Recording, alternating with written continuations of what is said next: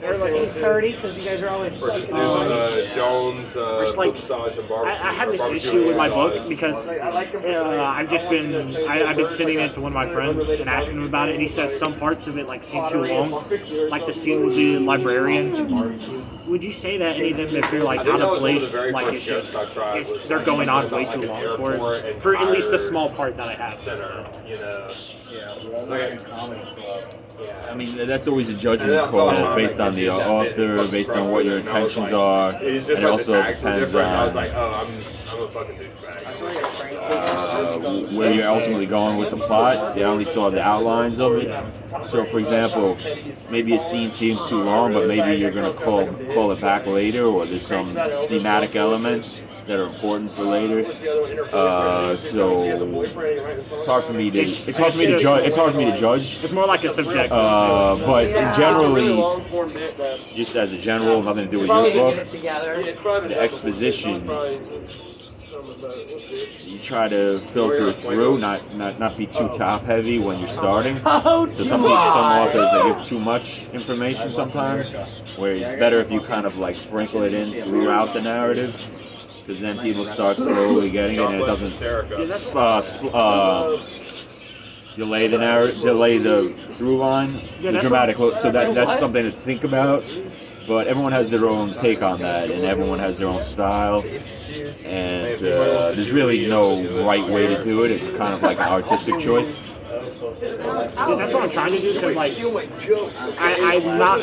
There is more things I could explain, but like I tried to explain it to my dad. That caused a bit of an issue. I'm retarded. No, but like you're still people.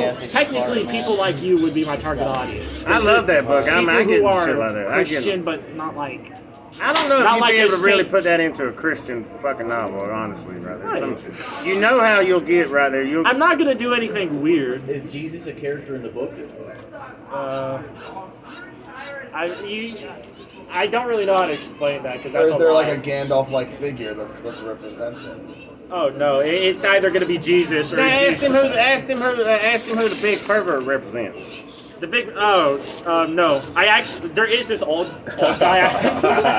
There actually is. I have this in the group. There's this one old dude, really old. He has a cane, and he's charismatic, but he's a bit of a pervert.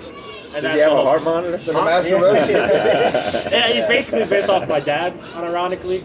That's how I got the character. I was picturing Master Roshi. That's basically what it was. He put in Uncle Conway in the fucking book and everything. Yeah, a lot of my characters in my book are actually based off of real people, or real stories, real songs. I mean, that's good. A lot of writers do that. Yeah. I mean, give aspects of real characters. I'm trying to like keep it historically accurate. Like I'm learning about the Knights Templar right now, because eventually I want to go talk more about the Crusaders. Like this book's, if I continue this, it's gonna be long. It's gonna be like all the names are like.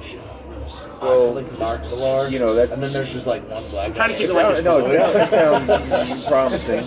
You know, now that we're talking about it, I have a better sense of what you're trying to do. I just saw. He has some depth cut. I like the way his story's going.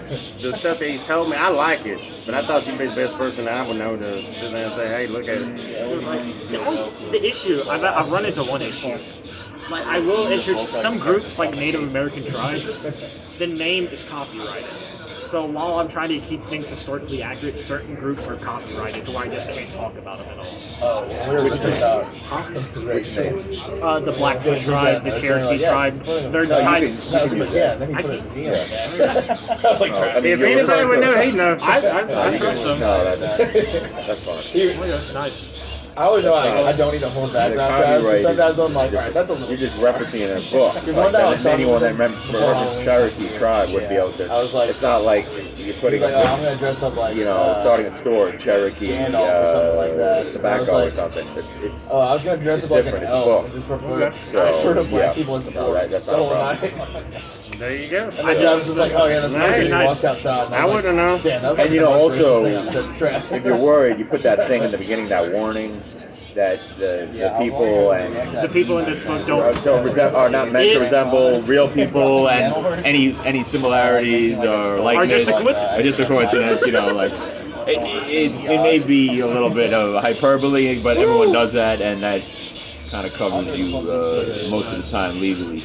Now, the only way that would, which I wouldn't worry about, if you had a huge book and you were somehow slandering like a tribe really badly, and you made them look bad, and it was a bestseller, it's theoretically possible. You could face problems with that, but that's a good problem to have. That means your book is being read by millions of people, and you can have a legal department deal with it. We're not writing on the shit we talk about. We're not doing the shit. I mean, I don't know if I talk bad of like a terrorist organization. No, that's not going to cause you any problem. But I'm saying, you know, it's very unlikely you would have any issue because you have to have enough sales. You know how I'd actually have to get there too. Yeah, we go far right with some of these fucking conversations we in them ass. I don't know if we can never write about some of that shit. He goes like way here. Yeah, no, you can write about anything. You know, that's the thing with books. Anything. You look at some of the stuff out there. I don't know if you've ever read the book American Psycho. But there's craziest. Have you ever read that book American Psycho that they made the movie on? I've watched American Psycho. Yeah, the book is about 100 times more hardcore. I mean, it might be too young. Have you read It's the most foul stuff I've ever read. You ain't never seen this fucking porn. And I've seen it all, and I thought I saw it all. Even me, I was like, wow, I can't believe this in a book. It's so much more. It's not appropriate for your school, but I'm not gonna be that bad. I gotta keep it appropriate. But I'm saying that book was. There were protests, but it was a major publisher. I think it was HarperCollins. Like, oh my god. And like I said, there was nothing in the movie even close to what was in that book. The most foul things you could imagine. And so, yeah, anything is possible. I mean, that's my opinion. But, you know. How much time you got? Although, the one thing is, though, if you're trying to market as a Christian book, that is going to cause you some trouble. My whole thing is, okay, I'm not going to keep it. I want like anyone to be able to read it. You can be an atheist. I want it to be like Constantine. Like, you can watch Constantine, be a Muslim, be an atheist, and still enjoy Constantine for what it is. That's my goal. It's not trying to. I would like it if people converted, but my book that's not my intention. It's not a religious book. It's just a story, really. Right. He gets on religion, he gets pretty fucking hard. Well, you know, Salman Rushdie, he wrote the Satanic Verses, and then he got a fatwa on himself, which is basically a mark of death. They want to kill him, and he hid for many years. Eventually, someone came to one of his readings and gouged out his eye.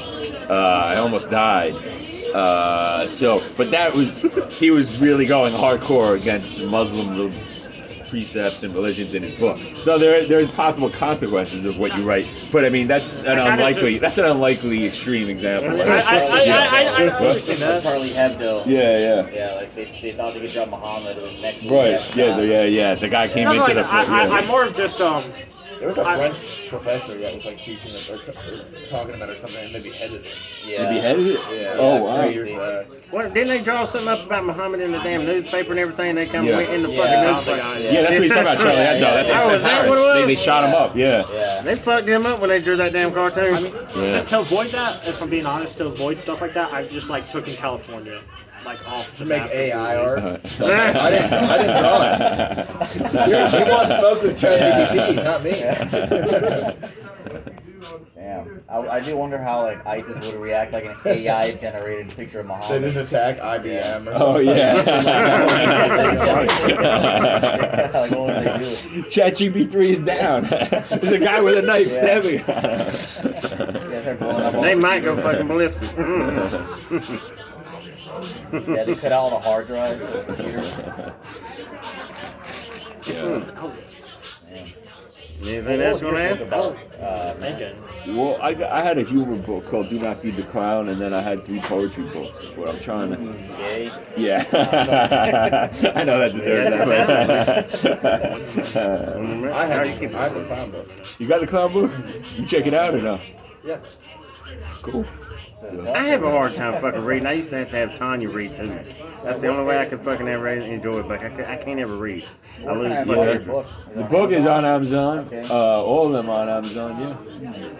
So, have you ever thought about doing an audiobook version?